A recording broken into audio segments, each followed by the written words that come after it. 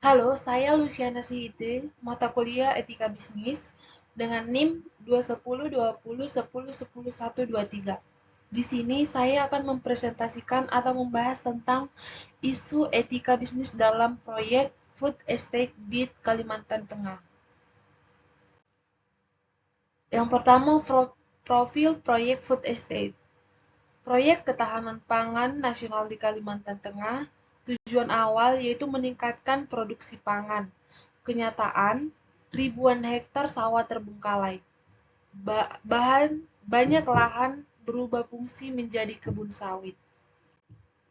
Pendapat pribadi, saya tidak setuju dengan cara proyek food estate dijalankan, khususnya terkait perubahan ribuan hektar lahan sawah menjadi kebun sawit. Proyek ini awalnya bertujuan untuk mendukung ketahanan pangan nasional. Namun pelaksanaannya justru menghasilkan alih fungsi lahan dan kerusakan ekosistem.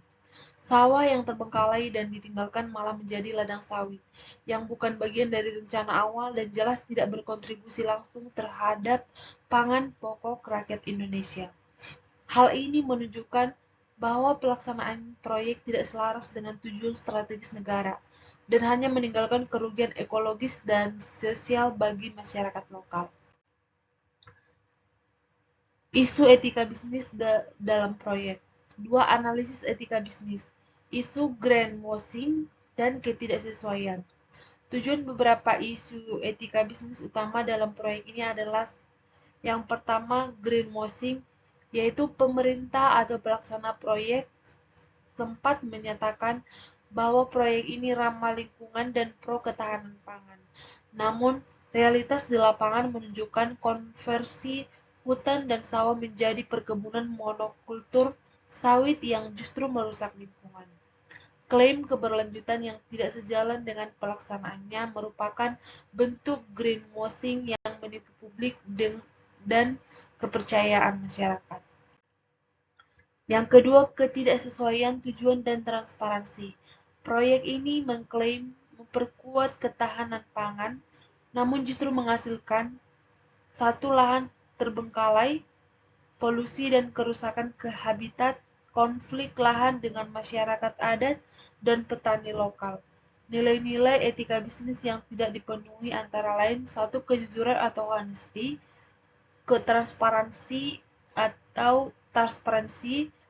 tanggung jawab sosial atau social responsibility, kepedulian lingkungan atau environmental stewardship. Rekomendasi penyelesaian. Saran etis dan lingkungan agar proyek seperti food estate bisa berjalan lebih etis dan berkelanjutan, berikut beberapa rekomendasi. Yang pertama, audit transparan dan independen. Libatkan auditor independen untuk mengevaluasi apakah proyek benar-benar berkontribusi pada ketahanan pangan atau justru menguntungkan pihak swasta. Yang kedua, stop alih fungsi ke perkebunan sawit. Pemerintah harus menindak tegas perubahan fungsi lahan dan mengembalikan ke tujuan awal, yaitu produksi pangan. Yang ketiga, libatkan masyarakat lokal dan petani. Berikan peran aktif bagi petani lokal dan masyarakat adat dalam perencanaan dan implementasi proyek. Hindari pendekatan top-down yang mengabaikan kearifan lokal. Keempat, evaluasi lingkungan yang ketat.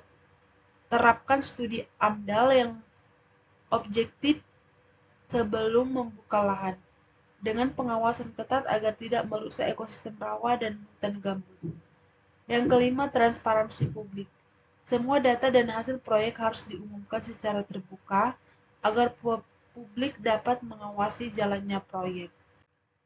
Kesimpulannya, proyek ini gagal secara etika dan tidak sesuai dengan tujuan awal. Greenwashing dalam pelaksanaan proyek menurunkan kepercayaan publik. Diperlukan komitmen baru yang mengedepankan etika, transparansi, dan tanggung jawab lingkungan.